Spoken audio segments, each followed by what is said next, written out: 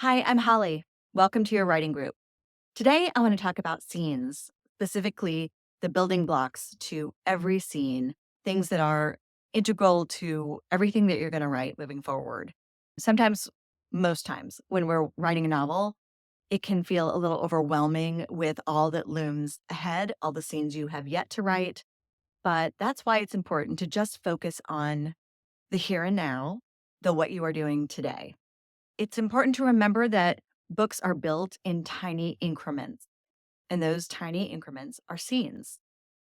Scenes will have a beginning, middle, and end. It will have an arc of some sort. The building blocks of a scene are dialogue, action, description, interiority or narrative, exposition, and backstory. Let's break it down. Dialogue.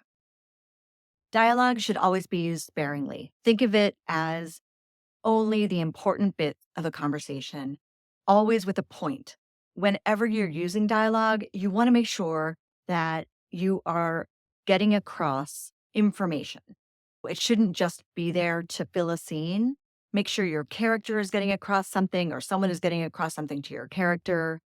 And all the other parts of the dialogue can be in summary instead of in the actual back and forth. Just make sure that what you're using is key to moving the scene forward.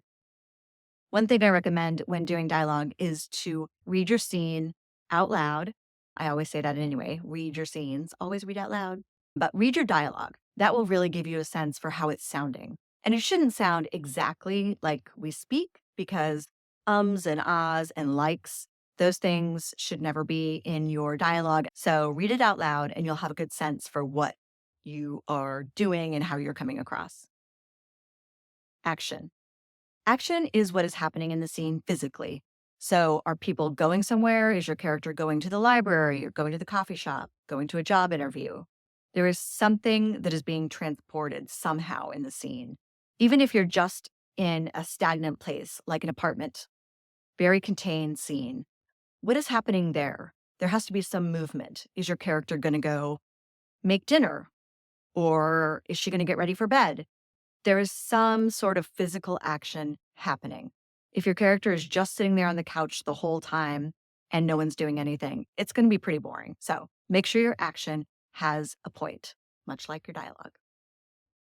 Next up is description. This is about the sensory experience of your character that you want to get across. So make sure that your reader knows what your character is experiencing from sound, touch, taste, hearing, smell. Incorporate that, and that will plunge your reader right into the heart of what your character is experiencing. Next up is interiority. It's hard to say, interiority. Anyway, your character is going to be thinking and feeling something about the action, about the dialogue, about what is happening. And we need to feel that as a reader, so you want to make sure you go deep in your character and let us understand why and what your character is thinking and feeling. Not every second, but sprinkled into your scene to keep us wanting to know more and to keep us caring about that character. If we don't know what's happening inside that character's mind and heart, we will not care. And last is backstory. Backstory is kind of obvious, but it's any sort of backstory you think you need to give that's important for the story. Maybe something happened in your character's childhood that is really important for your reader to understand. Try and keep it succinct and to the point. So attempt to get it across without going into pages of this. Because if you go too deep into backstory, you can draw your reader out of the scene and you can bore them.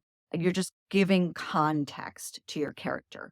Use it sparingly, but it is really important. Just make sure that you're getting in the details that help also flush out your story and your scene.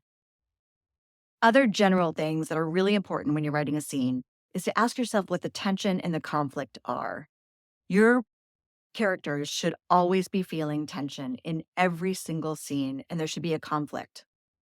Maybe your character really wants a coffee and somehow is thwarted by getting that coffee. And then she's really high strung and or not high strung enough for the scene, but you get the sense. It doesn't have to be a huge overriding thing that your character needs, but there has to be a conflict that is getting in the way of what your character wants to go or do or say.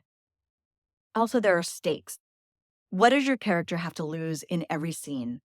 That is the stakes. And that's really important that you understand that and that it comes across to your reader. So, what is it that your character wants more than anything in that scene? Make us feel it. And the final thing is, does your scene move the story forward? Always ask yourself, is what I'm writing right now moving the plot forward, moving the story, moving the momentum? Is the pace continuing? There always has to be a message in there that will make your reader continue to read, which leads me to the other thing. When you're writing a scene, jump in the middle of action. So you don't just start a scene early when your character wakes up and they're going about their day. You want to start it when your character is getting to the place where he or she wants to get.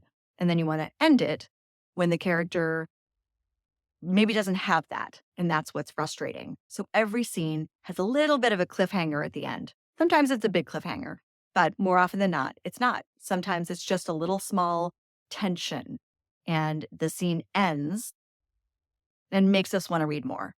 And that's what you want. You want your reader to keep turning that page. As I always say, go back and read what you wrote the day before, and that will also help plunge you into the present of your novel and what you need to do today. So, without further ado, get back to writing. Happy writing. Thanks for watching.